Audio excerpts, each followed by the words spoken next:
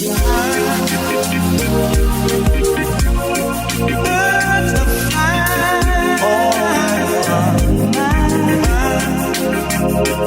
out. Yeah. Hey, podcast listening people, as always, we're very grateful that you're listening into this. Please do us this small favor before you leave today. Don't forget to subscribe to the show wherever you're checking it out and leave a review. It really, really helps with our rankings. It allows us to continue to improve the show, which we do based on your feedback, and allows us to get more reach for other folks to get this impactful information. And I have a great show for you today. Our guest is Karen Hertz, who is the founder of Holidaily Brewing Company. So Karen has kicked cancer's ass twice. She was diagnosed and treated for melanoma in 2007, beat thyroid cancer in 2009, and she came from 12 years experience in the brewing industry. So when she was post-cancer treatment, her diet plan had to include a gluten-free diet. And I know a lot of us kind of have to follow that same dietary restriction as well, similar to me. And so she met a huge unmet need in the marketplace and created Holidaily, which is a 100% dedicated gluten-free facility. And her story is really amazing. I can't wait to share it with you guys. Like I did not know all the ins and outs to how she created the beer and like how you even really start up a brewery. There's a lot of complexities to it. So I can't wait to share. Before we get there, real quick, if you're interested in sponsoring the show, partnering up, collaborating in one way or another, send us an email, milehighmentors@gmail.com. Again, milehighmentors@gmail.com, or you can just send us a message on social media. It's something we're always interested in. We're open to. And before we get to the show, if you already know you sell products and services business to business, but have challenges reaching your market and staying in front of them consistently, LinkedIn's the place to be, but a lot of people don't know how to use it effectively. So our partners have a free training resource for you, activeblogs.com/webinar.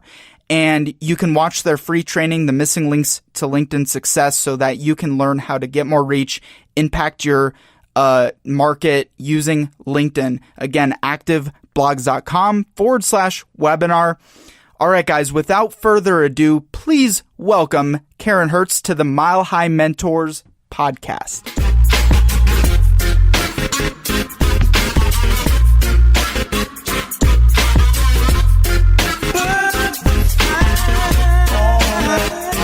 I know you're super busy changing the world with your beer, and I really appreciate you doing this. I'm a huge fan of what you're doing. Like, I watch you guys from early stages, you know, on social media and all the ads you guys are putting out to like explosion. And now you're opening a new production facility soon, right? Yes. Yeah. We're building a new facility, which is real close by to where the tap room is. So the tap room will stay in its location, and actually right across the street, we're building a facility that will help us grow in our distribution side of the business. Are you guys international? So hopefully that'll be open. No? We are not. No, I mean, we only are distributed Denver Metro and up into the mountains. National. Yeah. So just within Colorado right now. Mm-hmm. Got it. Well, cool. So I really appreciate you doing this. And, for those listening, get a little bit about your background, like where you're from, and we'll start there. Yeah, sure. I'm a Colorado native, born and raised here, and went to school in Boulder and grad school in Denver. I have a MBA in entrepreneurial studies from CU Denver, and spent the majority of my working life thus far in the beer industry. I was up at Miller Coors in Golden for about 10 years, primarily doing distribution for them. And then I ran into some health issues. In 2007, I was diagnosed with melanoma, and in 2008, I was diagnosed with thyroid cancer and an autoimmune disease called Hashimoto's thyroiditis.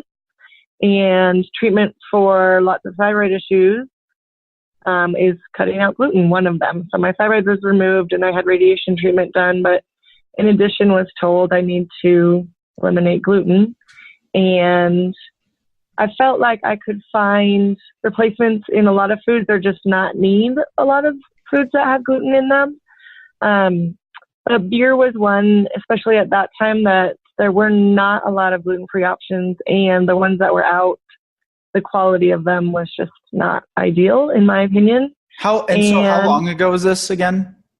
So really the gluten-free part, I was diagnosed in 2007 with my first cancer diagnosis, 2008 with my second, and then I became gluten-free in August of 2009. So about almost 10 years ago, about 9 years ago. And just throughout that process, started researching ingredients that were going into beer. And then ultimately really started thinking about starting a company probably more in about 2012 or 2013. And then started pulling triggers. January of 2015 is when I really started signing leases and ordering equipment, and we opened in February of 2016. So it was a full year of getting ready and getting open. Yeah, I couldn't imagine how much goes into the background of building a brewery. I mean, it's good you're in the state where you probably have a lot of people to refer to, and can kind of pick their brains, like more breweries here in Colorado than per capita than like anywhere in the world. So you're in the right environment for it. And I'm fascinated by your story because I started going down that path and having like major health issues through college, had to cut out gluten, like major thyroid problems and autoimmune. Were you having like major health issues for a long time before you were diagnosed, or like everything just kind of came crashing in at once? It's kind of weird because I was having some major health stuff going on, but I didn't tie it to that till after I changed my diet. So, I mean, a couple of examples are seasonal allergies. In high school, I would get allergy shots twice a week, tons of allergy medications, tons of allergy doctors.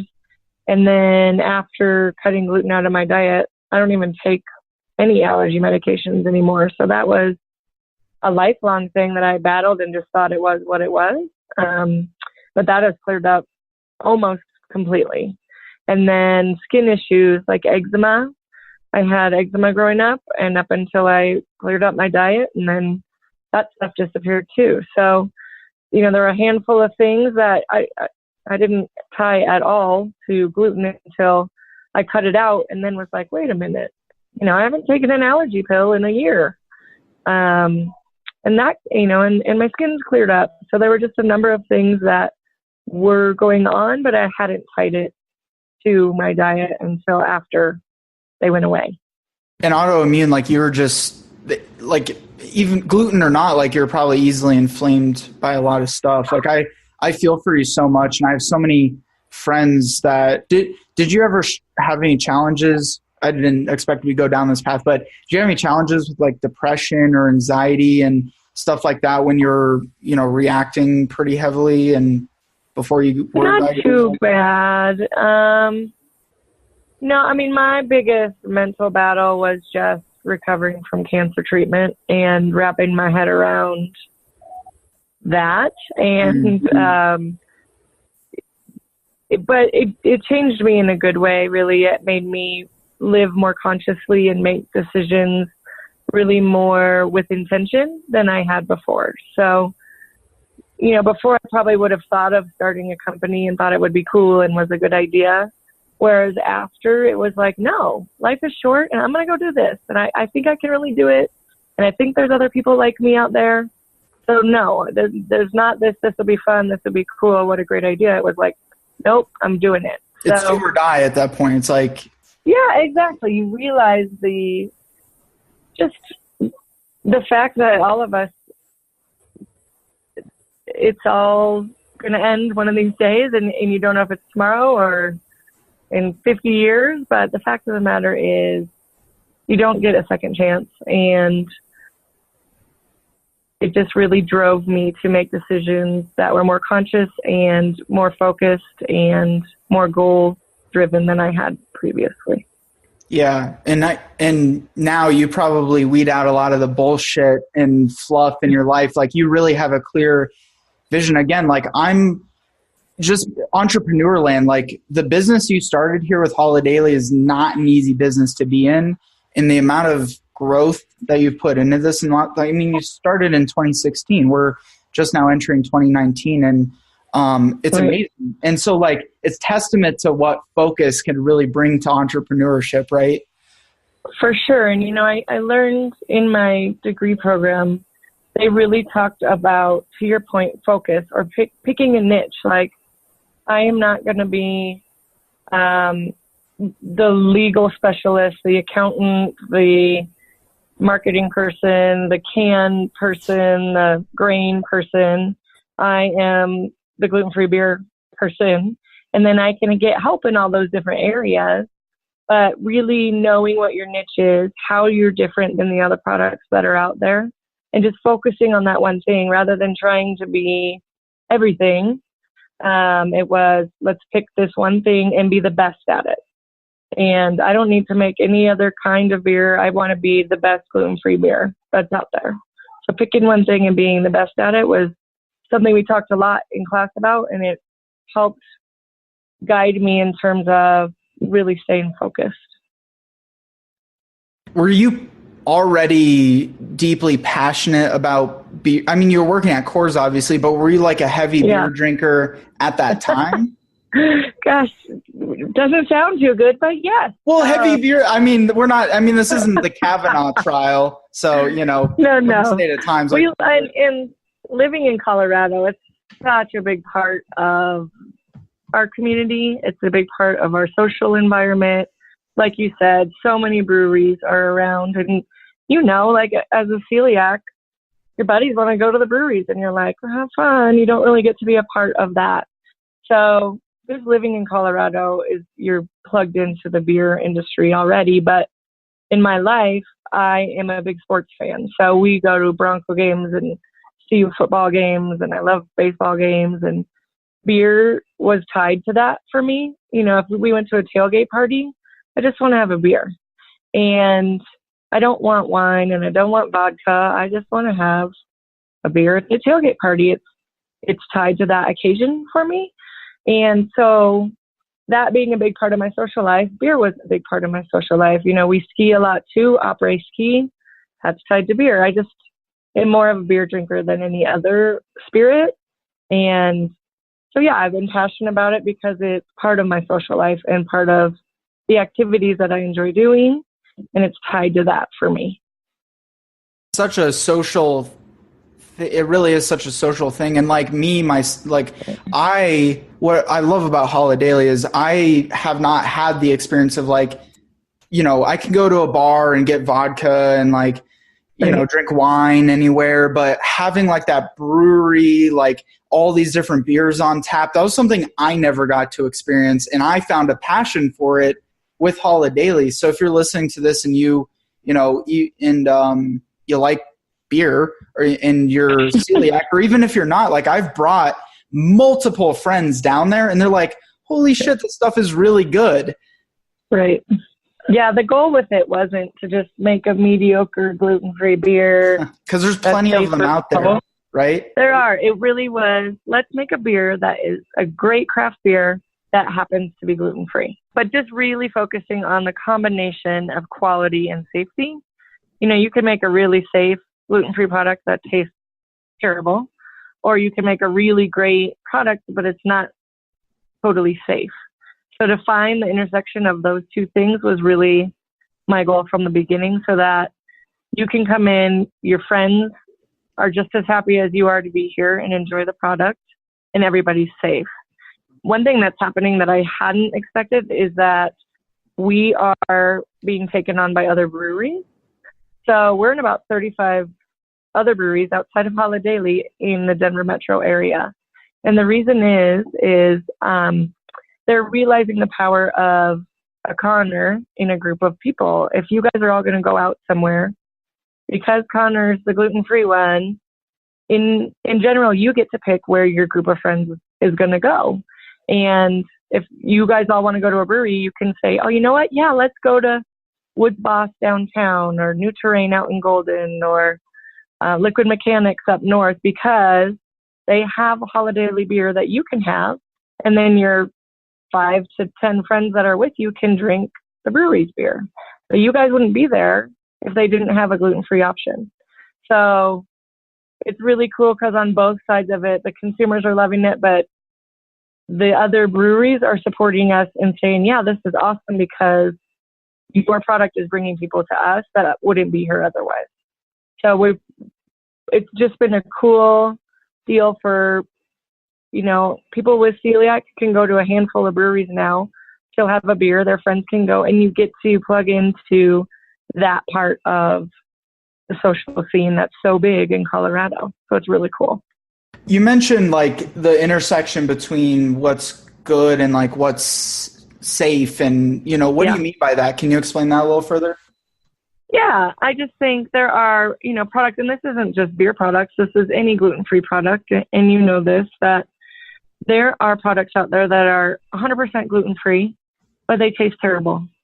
So that they're shall safe, name no names, but I know them. But you don't want it anyway. And then there's other products that taste good, but they're not safe in terms of being completely gluten-free. And an example of this is, and I don't know, how much you know about gluten-reduced beer versus gluten-free beer, but gluten-reduced beer is beer that's made with barley or wheat, and then they put an enzyme in it at the end that chops the gluten into teeny tiny pieces, but it's still in your beer. So if you go to a liquor store and you head to the gluten-free section, these beers aren't labeled as gluten-free. They're labeled as like crafted to reduce gluten or crafted to remove gluten, and people can still get sick from them. So the gluten's in teeny tiny pieces, but it's still in your beer. So if you're really sensitive, you can't drink those beers. Versus a dedicated gluten-free facility where the only thing made is gluten-free beer. And in Colorado, we're the only one as of right now that is certified dedicated gluten-free. That's all we make. That's all we do. And there's 8 in the U.S. right now, but we're the only one here. Other examples of it are like Cheerios is a great product, but they've had a number of issues with people getting sick because of cross-contamination. How could they label themselves entirely? And how do you put yourself, like I've gotten violently sick from gluten-reduced beers thinking it was like, oh, it's gluten-free product. And then get really, really sick from it. So I'm glad you brought that up. I don't think a lot of people know that that's really like a thing. It is. And it's the frustrating part of it for me is that people will market wrong on menus or in liquor stores, like my gluten-free section and gluten-reduced is in there, or on a menu. And actually the FDA, you can't do that according to the FDA, but they just don't have the resources to police it enough. So there's a lot of education in my job in terms of really letting people know what the difference is and why it's important, because people like you are going to get sick. And some, not everybody does. And a lot of reports I get in our tap room are, I could have one, but then by the second, I don't feel good. So, but there are people just like you, they have one beer that's gluten reduced and they're sick. They're done. And I can't drink gluten reduced beer. You're referring to other people's gluten reduced beer, not the beer in your tap room, right? Because it's all, everything's 100% gluten-free facility at Holidaily. Exactly. So that's, when we talked earlier about that, really the crossroads between safety and quality. That's a lot of what I'm referring to, whether it's food products or beverage products, but anything you consume, you want it to taste great and be really safe. And it's tricky to hit that spot. Exactly. Yeah. It's an interesting landscape for sure. I mean, it's like the Wild West still, like there's no key, and again, there's really non-celiac sensitivity where people still get really violently ill because of certain things that are in the beer. It may not even be gluten, and maybe reacting to barley or something else like that. So I'm surprised. Like, I guess my question for you is, why do you think you're the only one who's the 100% dedicated gluten-free brewery facility in Colorado, look at the restaurant trends, look at everything else. Why do you think that is really? I think luck, luck and timing. You are in the right place at the right time in the period of humankind. Like, it's freaking awesome.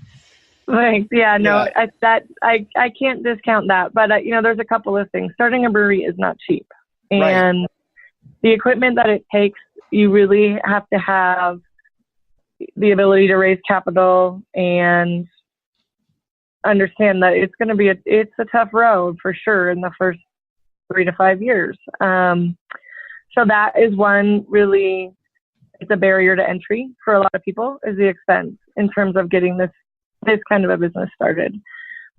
Hopefully the other is something that I did purposefully, which is when I knew I was the only one, we came out looking as big and tough as we possibly could. Because if anybody was thinking about it, I wanted them to be like, oh, she beat us to it. So, we came out with lots of brand, just brand recognition, lots of marketing plans, and with the intent, our cans were well designed, our logos are well designed. We came out looking legitimate and big, and that was very strategic because exactly what I told you. If there was anyone even thinking about it, I just wanted them to be a little discouraged in terms of competing with us. Guys, Karen is ruthless. Do not go head to head. A little bit competitive. I can't lie. Yeah, there's a little competition in there. Where did that stem from? We talked about me loving sports, and I have been a soccer player my whole life, and just raised in a family that likes competition. So I'm the baby too. So I always had to fight my way, earn my keep. So how many siblings? I have 2 older siblings. So I'm the third. So it just felt like I always had to hold my own, and I think that contributes a little bit too. Oh, I'm sure it does. Absolutely. I have 7 siblings. Yeah. I see the difference between like me. I'm on the, I have one sister who's a year older and everyone else. So it makes sense. So you went to school at CU, but are you, I can't remember if you said, are you originally from Colorado? I am. Yeah, I'm a native. So I grew up south of the city down in the tech center, and then Boulder for undergraduate school, and then CU Denver is where I got my MBA. We're like unicorns now. Totally. Can't leave. I think the longest I've ever been gone is 3 weeks from Colorado. Yeah. Now, are you the type of person that's like angry about everybody moving here, or are you an encourager of the movement? I'm in the middle. I'm not angry about people moving here, but I also don't invite people. Don't invite anybody. Yeah. And I think living where I live, I'm out in Golden where the brewery is. Yeah. And I think people that are in Denver, maybe even the tech center, are a little bit more on edge about it just because it really has impacted, I feel like, traffic down there. And I keep my life in a pretty close little bubble up here, and I can avoid most of the crazy. So it's I don't mind it so much. Golden's an awesome area. It's the perfect location to have the brewery. I mean, Coors is down there. And have you ever tubed down the river that kind of leads up to the? I haven't done it. No, I have not done that, but that is a very popular event here in the Golden for sure. Yeah, all summer people do it. I did that one time, and probably my last time, because I hung on a little too long and almost got sucked into the Coors factory. So you gotta make sure you hop off at the right time in the end. If you didn't have celiac, that might not be the worst thing. People probably might actually shoot for that. Yeah, that would have been pure death. End up in a big vat of beer or something. Oh my God, that would have been horrifying. If I ended up in a vat of your beer, I would have just drank my way out of it. So then you'd be okay. Yeah, exactly. Would have been fine. Probably a little bit of me may be in your beer. Who knows? Where you're sourcing your water from, but or maybe in Coors now. But probably in Coors, yeah. Or both of your, this is something I'm fascinated by because like you're an awesome entrepreneur. And are your parents were your parents really entrepreneurial, or was there somebody in your life like early on that fueled that interest for you? Because it sounds like it was always kind of an interest for you going into entrepreneurship. Yeah, that's a great question. Neither of my parents were entrepreneurs. My dad was a physician and my mom stayed at home. But I did have some grandparents and great-grandparents that were. So on my dad's side, they owned, in tiny town in Pennsylvania, they owned a jewelry store. And I heard lots of stories about that and running that. On the other side, I had a great-grandpa that I never knew, but got stories about, who owned a sporting goods store. I told you this sports thing keeps running through my family. Yeah. But so I feel like there was some people ahead of me that had done it, and probably the most influential was my one grandfather that I did know, the one that ran the jewelry store. I mean, he might have done that for a couple of years I was alive, but then I don't have memories of going there and seeing him or anything, but just the stories about it, lots of talk of business. I did DECA in high school, which was, the business club or whatever. And I was president of our DECA and FBLA club in high school. Right. Yeah. So yeah, that's probably where I started getting some interest, was in stuff like DECA. And then I just think throughout my life too, when I got into this and started doing this, if you look back, I was lots of times in leadership positions, captain on my soccer team and an officer in whatever club, or I don't know. So I ended up probably being a sucker and volunteering my time is what I ended up doing. But I ended up in leadership type positions that just gave me some experience in that role and in that position really throughout. I mean, when I was at Coors, I ran all of women. They had a group called Women at Coors, and I was the president of that for a couple of years. So it just, different opportunities would lend to giving me the chance to get some experience in leadership, in addition to kind of this interest in business. So I think that was probably what contributed. Yeah, you just kind of naturally found yourself in the leadership positions. And how many people do you employ now over there? We have 20 employees. That includes people that are, bartenders that might work once a week or once every other week just for fun on the shift. Yeah. Full-time, we're at about 6 full-time employees. And then everyone else is either part-time or even less than part-time, but still count, because I love the team that we have, and everybody contributes no matter what.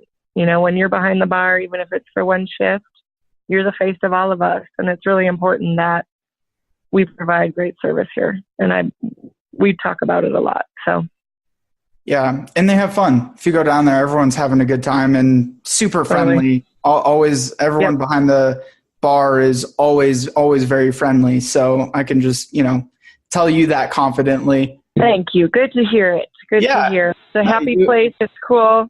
We talk about it a lot in terms of, some people that come in, a lot of them either have never had beer or haven't had a good beer in a long time. And it's been part of their social life, and they feel high maintenance. And they come in and they have a beer, and it literally brings them to tears. And it's so simple, and it seems like, what? How could that even be possible? But it's tied so emotionally to people because of this feeling of being high maintenance, and your friends can't go out with you, and you never get to go to the breweries, and all. It just all sort of hits them. And our staff laughs about, we can't ever work at another brewery because no one's going to walk in and cry and be like, thank you for the stout. That wasn't a big stout. It's just not going to happen. So we're getting spoiled in terms of the appreciation that people are showing, and it's totally the best part of being here. It's so cool. Is that one of the main things that keeps you fueled up, or is there, other components to that for you? I mean, so much. That's my favorite part for sure. It's so rewarding. I didn't expect it to that level at all. So yeah, it's overwhelming when that happens, because that was not, I wanted to get beer to people, but the intention wasn't like, we're going to really impact your emotional state. It just happened It does. Yeah. Yeah, it's so cool. And it is very motivating. It's very reassuring. When I opened the brewery, I assumed and was really hoping there were more people like me that just wanted to have a beer and that were gluten-free, but I wasn't sure. So when we opened the tap room, we were only open 3 nights a week, because I just thought, I don't know if people are going to come to an all gluten-free tap room. But the quality of the beer is good enough, and our staff is great, and the location's great. And, whether you're gluten-free or not, we have lots of regulars that aren't gluten-free. They just like it here, and they like our beer and our people. So, really, ultimately, it just kept building, and now we're open every single day. So that's a big motivating factor. And then, of course, now we're at a point where it's like, I love this staff and I love these people, and I want all of us to succeed. So that really motivates me every day too. How did you because it's such a fickle thing, like you're so limited by ingredients and what works in terms of beer. So you said there's how many just totally dedicated facilities? Yeah, there's 8 in the U.S. and we're the only one here. And then there's one major Canadian one, which was the Glutenberg in Canada. Yeah, Glutenberg. I had them out in when I was in Chicago, and that was actually the very first gluten-free beer that I had that I was like, oh wow, this is interesting. I can drink this. Yeah. And but then you came out with like everything else. So like, how'd you go about that process? Did you just go and sample out? Because they don't even, all of the other gluten-free facilities don't even distribute out in Colorado right now still, right? No, actually, a couple of them just in the last couple months started distributing to Colorado. I don't think their beer is quite the same as Holidaily's, but they're here. And most of them are pumped full of sugar too. Well, so really what the trick with ingredients in beer in terms of gluten-free is that, so all beers are made with water, yeast, hops, and grain. And the tricky ingredient in beer, for the most part, is the grain. So most beer is made with barley or wheat, and that contains gluten. And there's a reason, because those grains are easy to brew with. You get great efficiency out of them. It's pretty cheap. But what I found was a company in Colorado, they're north of Fort Collins, called Grouse Malt House. And this is a woman-owned business. She was a step ahead of me in terms of, I wanted gluten-free beer, so it was pretty selfish. She was a step ahead in thinking she needed to come up with quality gluten-free ingredients for people to make gluten-free beer with. So she really was a pioneer in figuring out options. So in Colorado, we are the #1 state producer of millet, which is a gluten-free grain. So that was a choice that she thought of using. And then just over the border in Nebraska, they produce a lot of buckwheat. And she pulled, local grains and started playing with them. And then ended up starting this company where she malts and roasts grains just like you would barley, but it's all gluten-free grain, so that people like me can brew with them and make really any kind of beer that we want. So I found her. And then there are some challenges with this grain in that it's not as efficient as barley. The physical size of it is a lot smaller, so I customized our system to address some issues with really small grain. Yeah, you guys had to build literally like new equipment because there's nothing else that really exists because of the size of the beer, right? Like, yeah, so we had to customize some certain pieces of traditional brewing equipment so that it would work better with this particular grain. There's not another system like that in the world that I know of. Were you able to build that in one try? Like, how'd you build out the schematics for something like that? I went to CSU, and they have don't tell my CU friends that, but I did go to CSU. They have a I'm from Fort Collins originally, so. That's right. Yeah. I haven't talked smack to you so far. You can. I'll take it. But they have a fermentation and science school there, in a brewing program, really, at CSU. And so I went and worked with one of their teacher assistants in terms of brewing and designing some customizations to their brewing equipment. So we did it on a really small scale to try, and it worked. And then it was like, okay, I think I can do the same thing to big equipment. So I tested it up there, had help with them in designing it and making sure it worked. And then when it worked, it was like, oh God, this is real. I think we can do this. So that was an exciting experiment, and it worked. And then really to hone in on what the best combinations of grain. So a lot of gluten-free breweries still use syrups like sorghum syrup or rice syrup. Right. And that's why the gluten-free beers were tasting like they were tasting when I just said they weren't a very high quality. It tastes like they're made with syrup. It's real sweet. It's really thin. And we don't do that. We use all these grains, and really it feels like you get more of a craft beer profile out of the end product than when you use syrup. So you use a solid sorghum, because you still use a little sorghum in some of your beers, right? No, we don't use any sorghum in anything. No. So we just utilize all grain recipes, and it just ensures the highest quality of beer in terms of gluten-free. And really, we think our beer is just as good as any other craft beer. It just happens to be gluten-free. And then really honing in on recipes. Honestly, I hired a brewer. I had done home brewing, but I was not a commercial brewer. And I hired a commercial brewer with 20 plus years of commercial brewing experience. He's been at major award-winning breweries like Bell's in Michigan, Wincoop out here. But he was willing to come and give it a try in terms of gluten-free. So we started while the brewery was being built out at the tasting room in the facility in Golden. We were in my kitchen, like home brewing and coming up with how do you work with these grains and really learning a lot about them. And we are scratching the surface of this whole thing. People have been brewing with barley and wheat for hundreds of years in the United States, and we've been brewing with gluten-free grains for like 8. Yeah. So there's still a lot to learn, and the sky's the limit in terms of what we can brew, different styles, different brands. Well, that is one of the most exciting things, is like coming in and like you never know what's going to be on tap, because you guys are always rotating some different stuff. There's some staples in there, like for sure.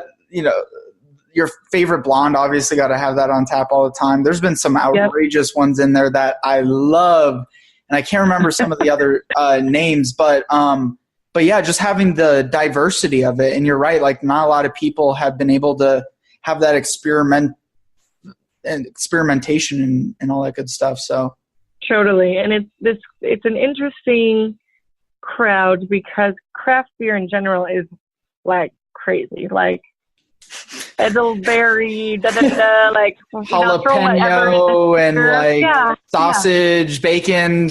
Like, come on, how'd you come up with that? Exactly. Like, come up with anything. Just throw whatever in this beer. And wait, what's the worst? What's the worst one you guys have come up with so far? The worst what? Beer? Yeah, you got to have had at least one. Like, what's really, my least favorite? That you didn't even like put it out. Never thrown any out. Knock on wood, we've never thrown any out. We experimented once with rice, like an all rice beer, and I was not a fan of that one. So I would say that, in my opinion, was, if I had to pick a worst, the worst. But it sold. People liked it. So you never know with people's opinions. But our crowd is a little bit different than this craft beer, go way out and try all these crazy things, because they haven't had beer in a long time. So it's kind of cool, because our job is we're sort of introducing people to craft beer. And So the beers we put on are never too far way out there, because these people, we're easing them into it. We're easing them into craft beer, and Right. So we have 10 beers on tap in the tap room, and we're trying to really introduce them to different styles that are pretty traditional to other breweries. But it's been fun. Everyone traditionally, pumpkin beer exploded, what was it, like 10 years ago or 15 years ago? Well, for our gluten-free people haven't had a pumpkin beer maybe ever or in a long time. We cannot make enough pumpkin beer. I mean, it just Really. Well, your guys are making it now, right? Yeah. So we just launched it in a can, and our first canning run was end of August, and we sold out in 24 hours. Oh, I'm sure. Yeah, it was insane. It's insane, but I feel like that was pumpkin beer in the craft beer world 10 years ago. So we're a little bit behind the times because we're just reintroducing these people to beer, which is so cool. Well, I wouldn't say behind the times, but I guess, yeah, like people haven't gotten to even experience the difference between like a blonde and like a wit or something like that. So yeah, yep. And it's cool. We get to not only tell them about the gluten-free side of it, but really educate people on beer. I mean, you kind of get the best of both worlds, which is really cool. Do you foresee doing the 6-packs at any point in time? I get 50% of people saying I absolutely love that it's 16-ounce 4-packs, and then I get 50% that are like, when are we doing 12-ounce 6-packs? Yeah, someday we will do that. It's going to be a while. Well, it's just because most other beer is like that. So like just having like a 12-ouncer to kick back at the pool or something like that. But I'm on the latter group of that. Yep. No, we get asked all around, and it's not impossible, and it's something in the future for sure. The 16-ounce gets us into lots of restaurants that we might not otherwise. They like that full pint size. And even stadiums, we're in Coors Field, we're in Mile High Stadium, we're in Folsom Field up in Boulder. And a big part of that was having the 16-ounce can. They like that package for stadiums. Yeah, that makes sense. So, and like back to kind of entrepreneur land a little bit, what were some of the biggest challenges that you had faced in the startup phases? I mean, you probably had to go out for funding. So what was that like, and just some of the biggest challenges in the very beginning of building this? Yeah, funding is hard. It's stressful. You're asking people for their hard-earned money and to believe in you, and it's not the easiest thing to do. But we've had success in doing capital raises, and I think having this unique niche helps with that for sure. And really being confident myself in what we're doing and believing in it helps with that process too.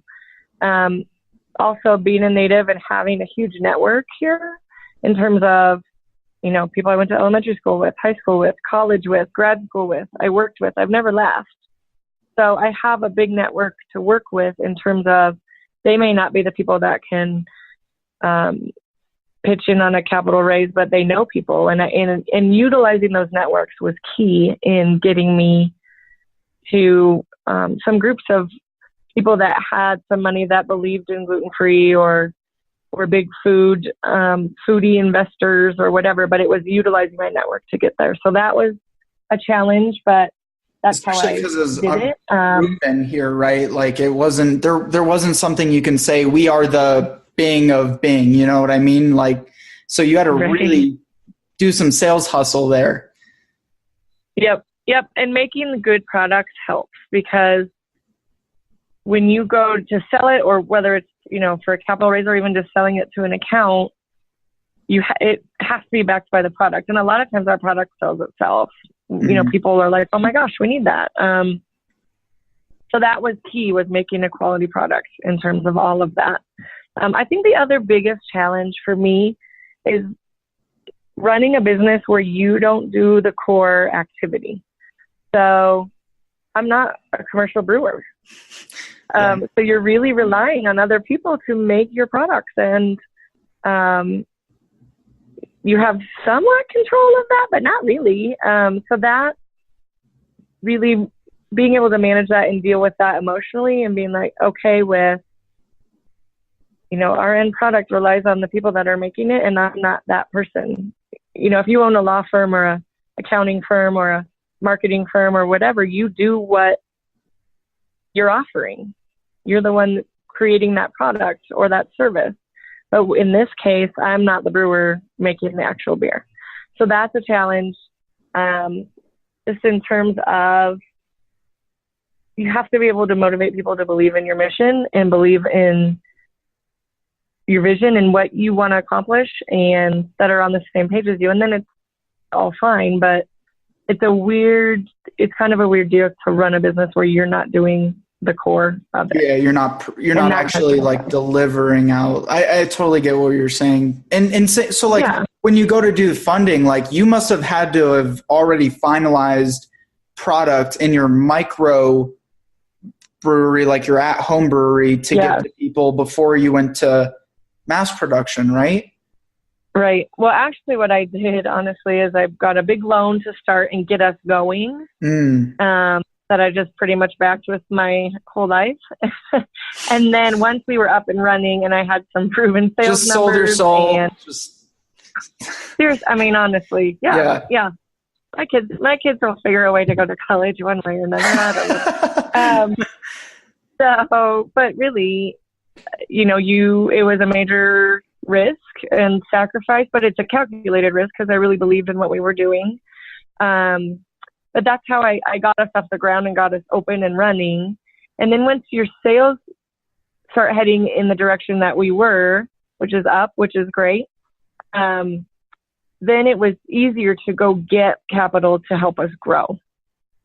So I had sales numbers that were rising, and the quality of the product was already done. So that's what really helped me bring in the additional capital we needed to grow and get to be where we are now and where we're headed in terms of this new facility.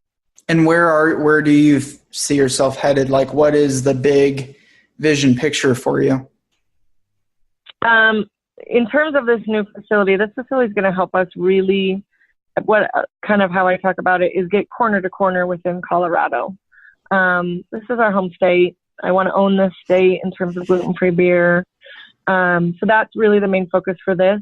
Outside of that, I'm not putting any limits on this company or this beer. I think the initial goal of me opening the brewery was to get beer to people that haven't been able to have it in a long time.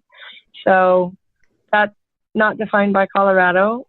Certainly we'll start looking outside of Colorado eventually, but within the near term, I'm really focused on Colorado itself. And then we'll look at regional markets eventually outside of that. And then we'll see how big it wants to get. We get social media requests daily for our beer across the country. Outside, yeah, and I'm sure. It's just an untapped market, honestly. And I feel like our product is one of the best, if not the best, in terms of gluten-free beer. So we're just trying to stage ourselves to be the gluten-free beer of choice in Colorado without question, and then we'll start looking outside. Do you see when you'll start reaching outside of the state? Do you have a time frame for that? Maybe it's 3 to 5 years. Yeah.